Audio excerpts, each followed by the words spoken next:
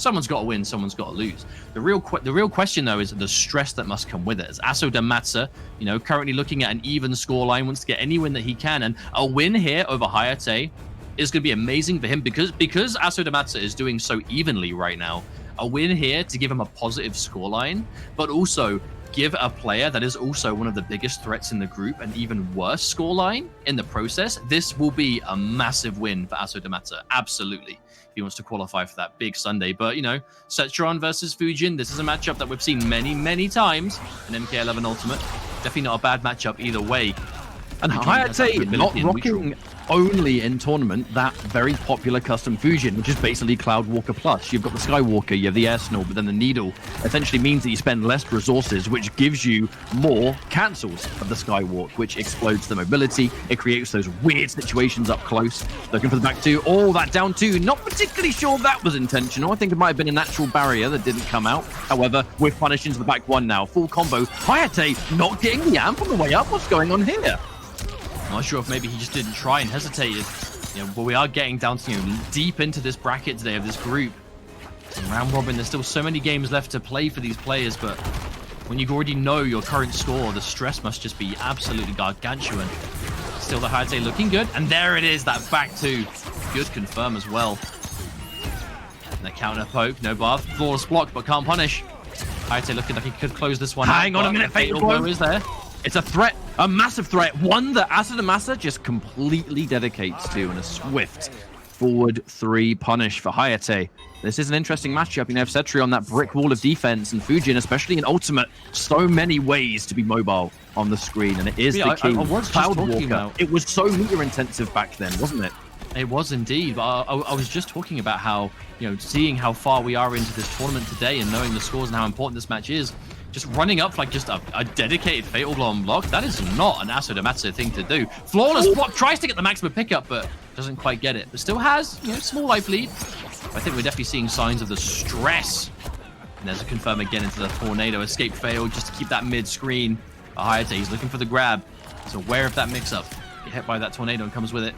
Yeah, just even if a character doesn't have a crushing blow throw on escape failed, it gives you good information for the match, right? What kind of grab have they gone with? Why? What is the kind of decision there? Going for the less attractive option, reversal natural barrier, knocked down into the good distance, but he just dashes in. Another flawless block, Hayatei. Oh no. The dash in 4-2. He needs max damage, and he's going for it, but it doesn't matter. Knocked down into Boulder. The big thing is screen positioning, folks. That's where Cetrion wants to be all the time, far away. It's the second time we've seen a really clutch flawless block, but also the second time we've missed the conversion. Hayatei's trying to go for the maximum damage pickup, but that standing 4, it's such a tricky little link to get it right there every time from the range he's hitting it. Well, unfortunately, if you do drop it, that bar has just been wasted. We've just touched upon how meter intensive Fujin is. Using a bar of each just to not get anything from it, definitely quite a disaster. And that natural barrier, Asodimazze, you know, he's one of the drier players in the scene. Not afraid to play for that full screen game, especially when he's got the life lead. So you can bet, especially now the chips are down, he's going to stick to it. Oh, no punish. Tries to punish with a counter hit, but again, the last hit connecting as well. Hayatei getting caught out. Look, there's always that sneaky situation where if you take 2 steps on that cloud walk and they get hit by the amplify, you're going to get hit by a crushing blow. You know, so sometimes you just don't want to punish it because you don't want to risk getting kneed in the face. However, as we go back to this full screen, Hayatei in a spot of bother. I mean, he's sticking out that forward 3, looking for a cheeky little conversion. But he's just not finding any substantial damage. That really has been the real gist of this. Whenever he's found himself in that magic Fujin range for the back one, there we go. There's a hit and the breakaway. That's good news for Hayatei. Cancel was a little bit later, but keeping alive. And there's another one to confirm. We've got the bar. There it is, the crushing blow. Hayatei with the awareness. Chunky damage to take that life lead too, but the fatal blow still there. The dash up, but the blocks Hayatei with the patience. And there we go, finally. Yes, finally manages to catch the back one.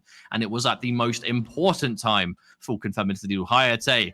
That confirmed the positioning and awareness to realize he could get that Skywalker crushing blow right there to end in the corner. That was, I would say, the most important confirm almost of the day for him, because it completely turned the tide of the match, gave him the positioning advantage, and really forced Asodimazze in that unfortunate situation. Takes that game advantage as well, so breathe a sigh of relief.